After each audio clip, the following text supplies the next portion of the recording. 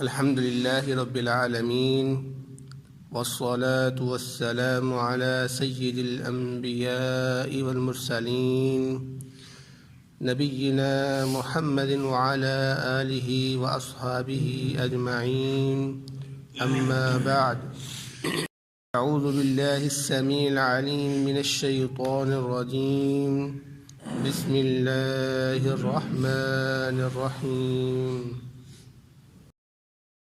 وَلَوْ شَاءَ رَبُّكَ، اور اگر تیرا رب چاہتا، لَآمَنَ مَنْ فِي الْأَرْضِ كُلُّهُمْ جَمِيعًا، تو جو شخص بھی زمین پہ ہے سب کے سب اکٹھے ایمان لے کر آتے۔ أَفَأَنْتَ تُكْرِهُ النَّاسَ، کیا تو لوگوں کو مجبور کرے گا، حَتَّى يَكُونُوا مُؤْمِنِينَ، یہاں تک کہ وہ مومن ہو جائیں۔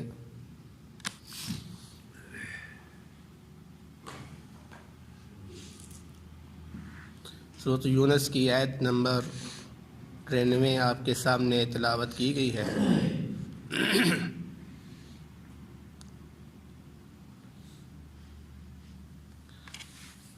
اس آیت مبارکہ میں اللہ رب العزت اپنے نبی حضرت محمد صلی اللہ علیہ وسلم کو تسلی دے رہے ہیں اور ان کی یہ خواہش ظاہر کر رہے ہیں، جیسا کہ آپ کو معلوم ہے کہ نبی صلی اللہ علیہ وسلم کی یہ خواہش تھی کہ تمام کے تمام لوگ مسلمان ہو جائیں، اور اس کے لیے آپ صلی اللہ علیہ وسلم دن رات محنت اور کوشش کرتے رہتے تھے کہ لوگ مسلمان ہو جائیں، لوگ مسلمان ہو جائیں، لوگ ایمان لے آئیں، لیکن اس کے باوجود بھی لوگ آپ کی بات نہیں سنتے تھے، ایمان نہیں لے کر آتے تھے، الٹا آپ کو تکلیف دیتے تھے۔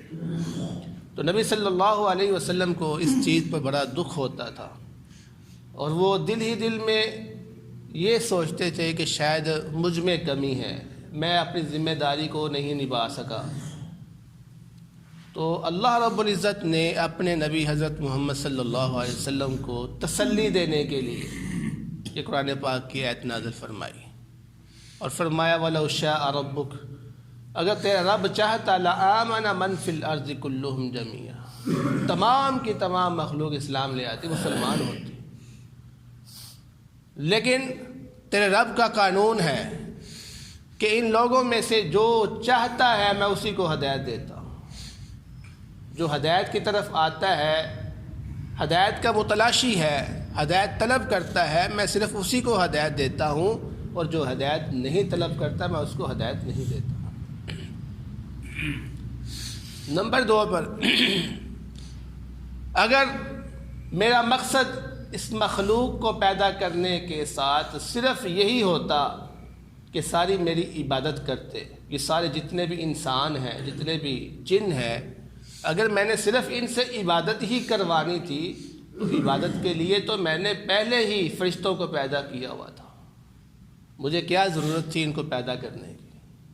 وہ فرشتے فرمایا لا یعصون اللہ ما امرہم ویفعلون ما یؤمرون، کہ وہ جو اللہ کی نافرمانی کبھی نہیں کرتے، اور اللہ جو بھی ان کو حکم دیتا ہے وہ کرتے ہیں۔ فرشتے اللہ رب العزت کی ایسی مخلوق ہے جو غلطی نہیں کرتے، جو نافرمانی نہیں کرتے، اور ہر ٹائم اللہ رب العزت کی عبادت ہی کرتے رہتے ہیں۔ تو اللہ رب العزت نے فرمایا اگر صرف عبادت کرانا مقصد ہوتا تو فرشتے موجود تھے، تم سے پہلے موجود تھے، وہ میری عبادت کر رہے تھے، پھر تم انسانوں اور جنوں کو پیدا کرنے کا مقصد کیا؟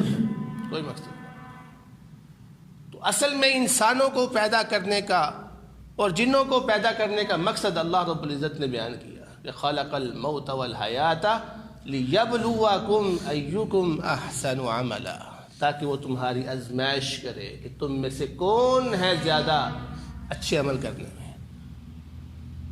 تو اصل میں ہماری جو پیدائش کا مقصد ہے وہ عبادت کے اندر ہمارا امتحان ہے کہ کیا ہم اللہ رب العزت کی عبادت کرنے میں کامیاب ہوتے ہیں؟ کیا ہم اللہ رب العزت کے حکم کو ماننے میں تابعداری کرتے ہیں، اس میں کامیاب ہوتے ہیں کہ نہیں؟ آزمائش، دنیا ہمارے لیے امتحان ہے۔ اللہ رب العزت نے فرمایا لیبلوکم، تاکہ میں تمہیں آزماؤں، تمہاری آزمائش لوں، تمہارا اختبار لوں، جو پتہ چلے کہ تم کس طرح کے ہو۔ تو اب ہم یہاں پر امتحان دینے کے لیے آئے ہوئے ہیں، ہماری آزمائش ہے یہاں پر دنیا میں، یہی اصل میں مقصد ہے۔ تو انسان جو ہے وہ جب اس کا مقصد ہی آزمائش ہے، امتحان دینا ہے، تو اللہ رب العزت نے فرمایا اے نبی صلی اللہ علیہ وسلم پھر آپ کیوں پریشان ہوتے ہیں؟ جب اللہ رب العزت نے اس کائنات کے اندر ہر شخص کو امتحان کے لیے پیدا کیا ہے، یہ مقصد نہیں کہ سارے اللہ رب العزت کی عبادت کریں، تو پھر آپ بھی پریشان نہ ہو، آپ بھی پریشان نہ ہو۔ جو ایمان لے کر آتا ہے اس پر خوش ہو جائے، جو نہیں ایمان لے کر آتا، آپ کی بات نہیں مانتا، اس پہ آپ رنجیدہ نہ ہو، اپنے آپ کو غم زدہ نہ کریں۔ تو فرمایا اللہ رب العزت نے آگے افانت تکرہ الناس، کیا آپ لوگوں کو مجبور کرنا چاہتے ہیں؟ یعنی آپ لوگوں کو جان بوجھ کر یا قصدن یا جبر کرتے ہوئے اسلام میں داخل کرنا چاہتے ہیں؟ نہیں، ایسے کوئی فائدہ نہیں ہوگا، ایسے ممکن نہیں ہے، اور نہ ہی شریعت اس کی اجازت دیتی ہے، جیسا کہ اللہ رب العزت نے ایک دوسری جگہ پہ فرمایا لا اکراہ فی الدین، دین کے اندر زبردستی نہیں ہے، یعنی آپ کسی شخص کو بھی زبردستی مسلمان نہیں بنا سکتے۔ کیوں؟ کیونکہ اگر آپ کسی کو مسلمان بنا بھی لیں گے تو ایمان کا تعلق تو دل کے ساتھ ہوتا ہے، ایمان کا تعلق دل کے ساتھ ہوتا ہے۔ بظاہر وہ مسلمان رہے گا لیکن دل سے وہ ایمان نہیں لے کر آئے گا تو اس کے ایمان لے کے آنے کا کوئی فائدہ نہیں۔ جیسے کہ منافقین تھے، ان کا حال بھی یہی تھا، کیا ان کے اسلام لے کے آنے کا فائدہ ہوا؟ کوئی اسلام کا فائدہ نہیں ہوا، بلکہ الٹا نقصان ہوتا رہا۔ تو اگر آپ زبردستی کریں گے تو اس کا فائدہ نہیں ہوگا، اس لیے زبردستی کرنے کا کوئی فائدہ نہیں ہے۔ فرمایا حتیٰ یکونوا مؤمنین، یہاں آپ کی یہ کوشش رہے گی کہ وہ مومن ہو جائے، لیکن وہ ایمان والا نہیں ہوگا۔ ایمان والا وہی ہوگا جو چاہے گا، جو طلب کرے گا، جس کو چاہت ہوگی اسی کو اللہ رب العزت ہدایت دے گا، اور جس کو چاہت نہیں ہوگی اس کو اللہ رب العزت ہدایت نہیں دے گا۔ آگے فرمایا وما کان لنفس ان تؤمن الا باذن اللہ، نہیں ہے کوئی بھی شخص یہ کہ وہ ایمان لے کر آئے مگر اللہ رب العزت کی اجازت کے ساتھ، اللہ رب العزت کے اذن کے ساتھ۔ یعنی کوئی بھی شخص اگر وہ چاہتا ہے کہ میں مسلمان ہو جاؤں، میں نیک ہو جاؤں، میں ہدایت کے راستے پہ چلنا شروع ہو جاؤں، تو وہ اپنی کوشش سے کچھ بھی نہیں کر سکتا، یا وہ کسی دوسرے شخص کی کوشش سے کچھ بھی نہیں کر سکتا۔ جو شخص بھی نیک ہونا چاہتا ہے، جو شخص بھی مسلمان ہونا چاہتا ہے، جو شخص بھی حق پہ آنا چاہتا ہے، اس کا معاملہ اللہ رب العزت کی اذن کے ساتھ ہی ہوگا۔ بغیر اذن کے مخلوق میں سے کوئی شخص بھی کسی کو ہدایت نہیں دے سکتا۔ آپ مخلوق میں سے دیکھ لیں، سب سے افضل جو ہستیاں ہیں وہ کیا ہے؟ انبیاء ہے۔ انبیاء بھی کسی کو ہدایت نہیں دے سکتے۔ اس کے نیچے طبقے میں آ جائے اولیاء اللہ، وہ بھی کسی کو ہدایت نہیں دے سکتے۔ اس کے نیچے آ جائے صالحین، وہ بھی کسی کو ہدایت نہیں دے سکتے۔ جو بڑے بڑے لوگ، بڑی بڑی ہستیاں کسی کو ہدایت نہیں دے سکتی، تو پھر چھوٹیاں یا ہم اور آپ کیا چیز ہیں؟ کچھ بھی نہیں ہے۔ اس لیے یہ ہدایت کا جو معاملہ ہے یہ انسان کے بس کا ہے ہی نہیں، یہ مخلوق کے متعلق نہیں ہے، یہ رب کے متعلق ہے۔ اس کی مثالیں آپ جو ہے نا وہ دیکھ سکتے ہیں شریعت کے اندر۔ نبی کریم صلی اللہ علیہ وسلم نے اپنے چچا ابو طالب کو کتنی کوشش کی ہدایت دینے کی، مسلمان ہو جائے، کیا وہ کامیاب ہوئے؟ نہیں ہو سکے وہ۔ حضرت نوح علیہ السلام نے اپنے بیٹے کو کتنی کوشش کی ہدایت پہ آ جائے، کامیاب ہوئے؟ نہیں ہوئے۔ اسی طرح جس شخص کو اللہ رب العزت ہدایت دینا چاہے، وہ جتنا مرضی ظالم ہو وہ کامیاب ہو جاتا ہے۔ یعنی اگر اللہ تعالیٰ ہدایت دینا چاہتا ہے پھر اس کو کوئی روک نہیں سکتا، اگرچہ دنیا اس کے بارے میں یہ کہہ سکتی ہو کہ بھائی یہ ہدایت پہ آ جائے، یہ ہو ہی نہیں سکتا، لیکن اللہ رب العزت نے اگر چاہا ہے تو وہ ہدایت پہ آ جائے۔ اس کی بھی ڈھیر ساری مثالیں آپ کے سامنے موجود۔ حضرت عمر رضی اللہ تعالیٰ عنہ کو دیکھ لیں، کتنے سخت تھے اپنے کفر کے اندر وہ، لیکن اللہ رب العزت نے جب ارادہ کیا ان کے مسلمان ہونے کا تو کس طرح آسانی سے وہ مسلمان ہو گئے۔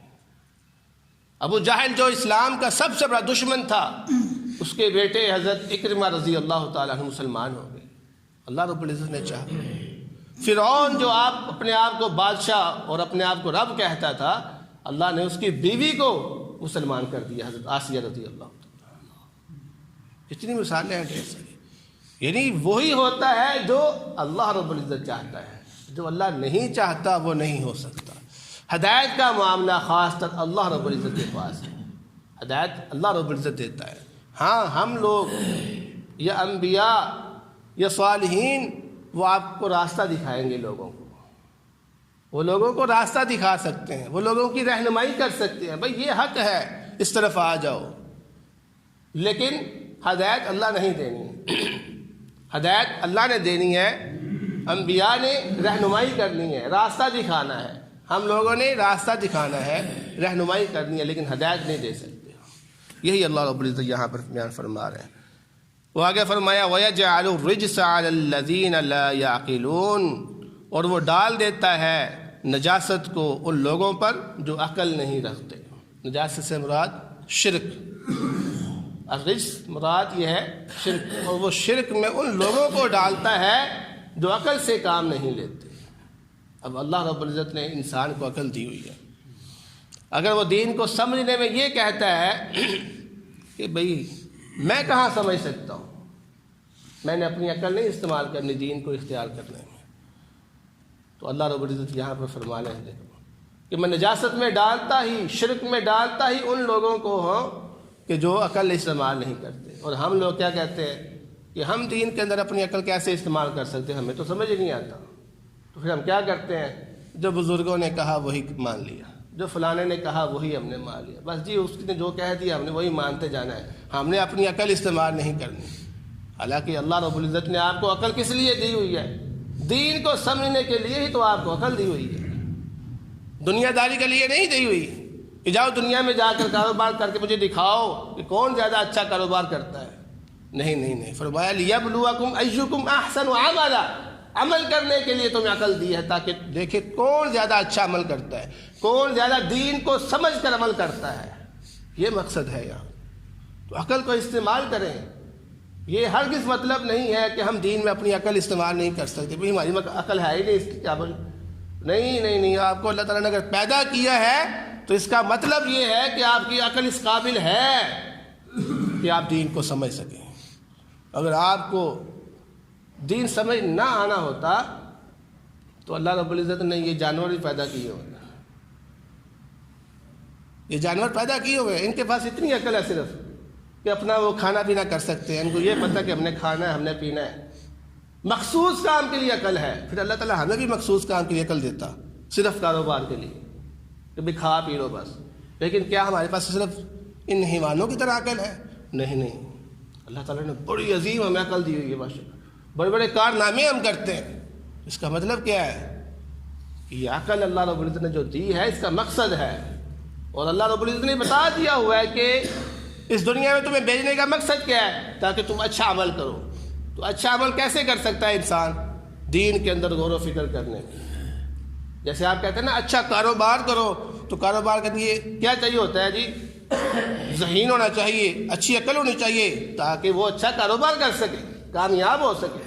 تو جس طرح اچھے کاروبار کے لیے اچھی عقل چاہیے، اسی طرح دین کے اندر اچھا عمل کرنے کے لیے آپ کو اچھی عقل استعمال کرنی چاہیے۔